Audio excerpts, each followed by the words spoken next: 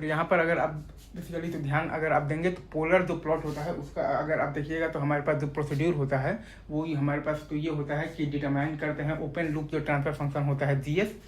और फिर लिखते हैं जीएस और जी जे ओमेगा। तो mod of the G J omega और angle of the G J omega हम लोग बेसिकली तो लिख लेते हैं एफ ऑफ ओमेगा के टर्म्स में।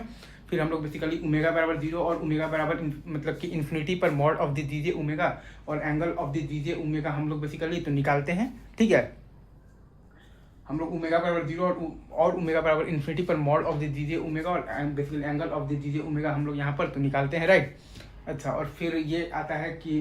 हम लोग बेसिकली जीएस जो है हमारे पास जी ऑफ दी है हमारे पास तो बेसिकली तो जे ओमेगा, उसमें से हम लोग तो रियल और इमेजिनरी जो पार्ट को अलग कर देते हैं रेशनलाइजेशन के थ्रू। फिर हम लोग बेसिकली इंटरसेक्शन